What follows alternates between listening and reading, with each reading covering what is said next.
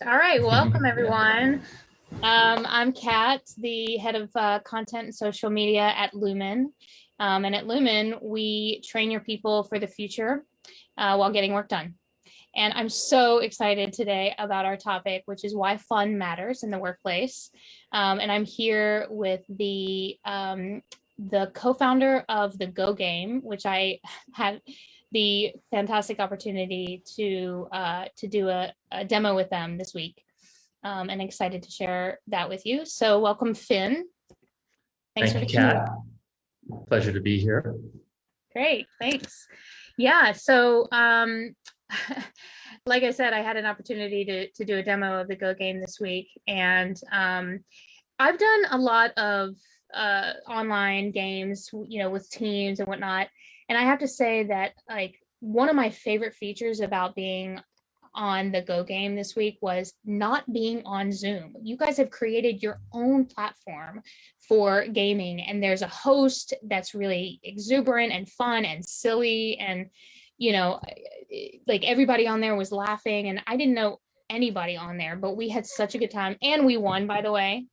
Always helps. It always helps. Yeah. My team won. Yeah, we had a good time. And so I want to talk to you today about having fun at work. Let's start with, what is the Go Game and how did it all get started?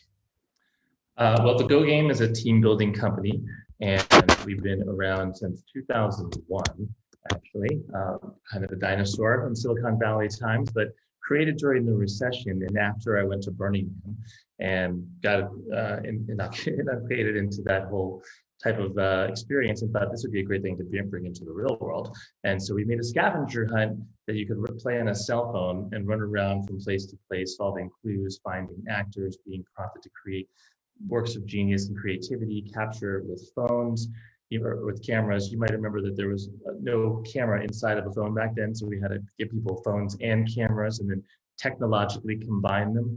And so yeah, for 20 years, we've been running corporate events, and I've grown the company into 30, 40 people, and we're nationwide, and we licensed the platform. And it became clear to me as I moved to Massachusetts a few years back that it was difficult to maintain connection with my team. And I saw here, all we had was 2 squares in the Zoom link, and that was about it. And I was like, how can we combine the fun and games that we've already figured were pretty good and make it a compelling experience? And we just built our own platform and put the host really right at the centerpiece of it. That's there to guide people through the content and the experience and the gameplay. And we were fortunate that we started building this in 2019, actually. And so when the pandemic hit, we were actually beta testing for our clients. And our clients had actually started requesting this as a feature from our company. And so we just full tilt switched over to pandemic mode. All the in real world games came to a screeching halt. And then we had this platform, which was, we had to figure out how to scale it and get it production ready in about 2 months. And then after that, it's been just a whirlwind, building out the team and hiring more designers and technologists, and kind of turning into a software company overnight. Yeah, it's really a testament to how much people want this, is that you guys were able to grow and scale and shift through the pandemic and offer something that is valuable. People want this. They want to have fun, Yeah, no, it's true. Even for me, in my own experimenting with it in the beginning, we would, I was hosting people and seeing their reactions, because we only had a few of us on staff because we had to let go of everybody. And just the palpable response you'd see from people being like, oh, like this ability to connect with somebody and to have fun and to laugh and to giggle. And we throw in karaoke, of course, because most of my life is really about getting people to sing and dance, as you know. So that was one of my key features I had to have, was like hit the space bar and have the lyrics go up and sing along to, Can't Stop Believing or whatever. So I got to see it firsthand, and then we got to hear from our clients firsthand, like wanting more. And then we were talking to like the head of, human resources at Capital One, being like, how do we get the always on, can we do this the enterprise version? And we were like, we don't quite have it yet, back in April. But yeah, seeing people play and the smiles on their faces and the way they would engage and the feedback that we get, it just was, it reinforced that this is really a valuable tool that is different than just a typical Zoom meeting. And as we're hoping will alleviate some of the Zoom fatigue that is out there. Definitely, definitely. I have to say that I actually had a meeting during the demo of the Go game that I totally changed up and invited that colleague that I was having a meeting with to come do the Go game. And today he told me, I told him I was doing a Facebook Live with you, and he said, I'm the kind of person that doesn't really like games that much. They always feel a little bit contrived. But he had a blast. He was like smiling and laughing and giggling and talking, and it just like completely transformed his energy level and his connection. And I'm imagining that you get a lot of feedback that way. I mean, you're working with people in technology, but you're working with scientists, you're working with mathematicians, like you're working with all the gamut, really. Right. And having fun transforms the people. Yeah, no, it does. It really does change your flow state. It changes your energy. It brings about just a different theta waves, or whatever you want to call them, of the brain. It puts you into a different flow state afterwards. And it's why icebreakers are so important, and why so many meetings do start that way. And so you try to change up the energy, and you try to get people to feel comfortable. And really what you're trying to create is a sense of safety.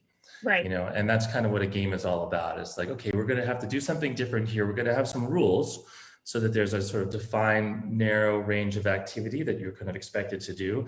And then within that, now all of a sudden creativity can flow. The parameters are well known. Exactly. I like to think of it as my piano teacher, I play piano, first taught this to me when it was like, we're going to make a piece of music and we're only going to use 2 notes.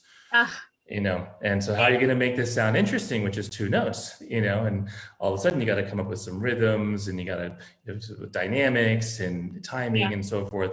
And then you're given this opportunity to let creativity flow.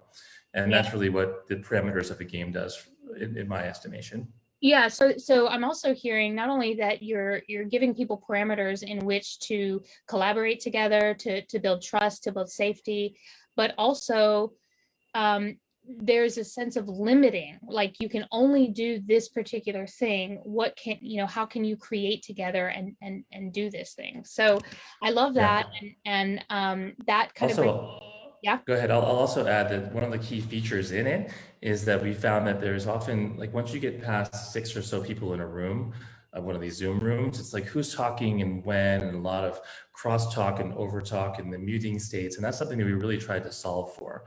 So it's like in the beginning, someone's in the middle, nice and big, and they're talking and explaining something. And then they're explaining, everyone's muted. There's no background noise. You can't hear it. All happens automatically. And then boom, you're in your team, you're talking with your teams. You can see the other people, but you can't hear them. Yeah. And everyone's always like, ooh, how'd you do that? And there's even a toggle button for the music. If it's too loud for you, you can turn it down. If you want to, if you want to crank it up and dance with your teammates, which I culprit over here, you can totally do that. So that was one thing I was worried about. Go ahead. One of my worries when I first got on the platform is, oh no, I don't know this platform. How am I going to possibly learn what to do? But it was, first of all, it was super easy, and the moderator, the host, explained exactly what you needed to do over and over again in such a fun way, and I didn't have any difficulty at all. Great. Well, one of the things we thought was a really important feature is this notion of a scribe, which is basically who's coming up to bat to answer the question for you as a team. And initially on the first build, it was like everyone's typing. It was unclear who was supposed to answer. And so we invented this, and it's become a really important part of it because it means it's a very inclusive play. It's like every challenge, somebody else on your team is going to be selected to be the one to do it. And so the shy people who would normally kind of sit back, they're going to be up on stage. They're going to come in and have to buzz in and do a scavenger hunt and run around, and everyone kind of has an equal opportunity to participate. Yeah. I mean, it's really brilliant. And that brings me to, we already started talking about this, like, where my mind goes is, why is fun so important? Like, why even talk about because our work at Lumen, we train individuals in something called creation leadership, which is, be proactive about finding solutions instead of, being reactive, and to have conversations with their team and build inclusivity at the same time as getting the work of the business done. And so, to me, I like to think that we practice what we preach. So the work that we're training people to do, I'm also bringing that into our company. And what I realized recently is that we can be having more fun. I mean, burnout is such a huge thing happening right now in the world. And, fun not only grounds us in a sense of safety with one another. There's a collective purpose. We're thinking about life as a playground. And so we can just kind of let loose and, we're building up the serotonin in our bodies. So we're having, we're actually experiencing joy.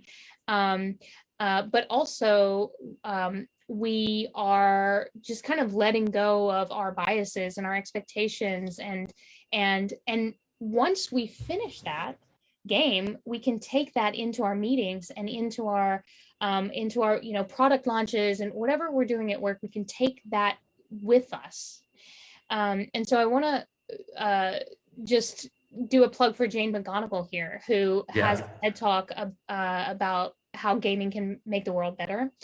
And there's a fantastic quote in this TED Talk, so I'm going to read it to you now. She says, "Games help us feel motivated to do something that matters, inspired to collaborate and cooperate. When we're in game worlds, many of us become the best versions of ourselves, the most likely to help at a moment's notice, the most likely to stick with a problem as long as it takes, and to get up after failure and try again." That's really good. Yeah, Jane, I love Jane. In fact, she was an intern at the Go Game some 20 years ago when she was getting her PhD at Berkeley. But that quote totally makes sense. And it is that encouragement to collaborate.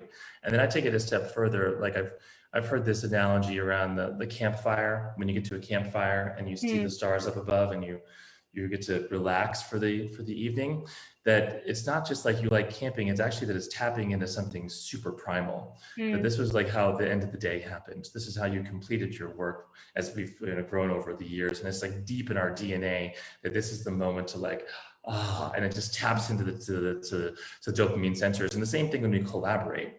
It's like, this is how we accomplish things. This is how we built a bridge to get across a river. This is how we tackled the buffalo. This is how we cook together. And so it's just really built into our programming to have this common goal. And once that common goal is established, all the synergy starts to happen and everyone's working together.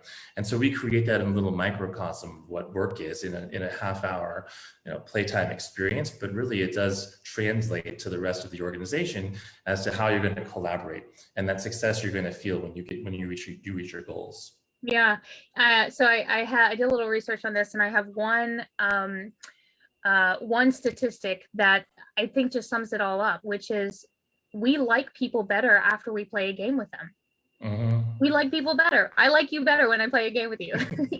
and that's even playing against them too, Exactly. It doesn't have to. Yeah, it could totally be competitive. Yeah, but the reason is because you're working towards something. There's a collective purpose, like whether that collective purpose is beat your opponent and get as many tokens as you possibly can, or get the answer right, or draw the right Pictionary, and get as many points for your team. The point is that you're shedding all of the rest of your day and the rest of your work, and you're just, there's this common ground that everybody is working towards.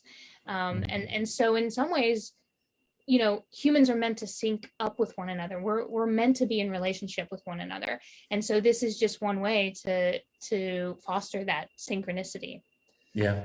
And we're going to see, let's hope a lot more in-person flooding back into our existence here. We're already starting to see it on our website, and it's encouraging because in fact, some friends of mine who also run some team building organization on Clubhouse were talking about a car driving race car thing that they have. And like, as soon as they got to open up somewhere in Texas or whatever, it was like people were back in droves. It's coming. Encouraging.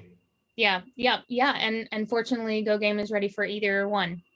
That's right. We can do hybrid, and we can do socially distanced scavenger hunts, obviously, everyone getting their own phone. Yeah. And then we can actually bring them all back together on the platform, on the remote platform, to Yeah. have them watch the photos and the videos and the things that they've created during the course of the day. Right. And you have something big happening in April. Do you want to tell us about the future of Go Game? Yeah, so I mean, thus far in the building out of this platform, we've really kind of kept a walled garden around it, meaning that we are the hosts and we're the ones that can lead you through the experience. And our ultimate vision with this is that we can enable the fun people at your company to be the hosts. And we're offering a subscription service to go remote starting April 1st, April Fool's Day, to go have some fun on your own. April Fools, but it's really happening, guys. It is actually happening. This is actually happening. April 2nd. Yeah. Yeah. Okay, so I just want to close this out real quick with again, how can we apply the fun that we're having together, whether it's the Go Game or we're connecting with, specific questions, or we're playing, we're watching a movie together on Zoom, pretty soon together in real life. But how do we take the things that we're learning from having fun to the world, to the work world? And so the first one is, to just continue to have fun together outside of work, and to get in touch with what it is that inspires you, because for each person it's going to be something different. And it could be, oh my gosh, I'm trusting a teammate that always gets on my nerves, or whatever, right? How can you bring that back into your next meeting? The second thing is for asking for help. In so many games, you have to rely on teammates, people you don't even know. The World of Warcraft is a great example of that, of like millions of people coming together to accomplish a common goal.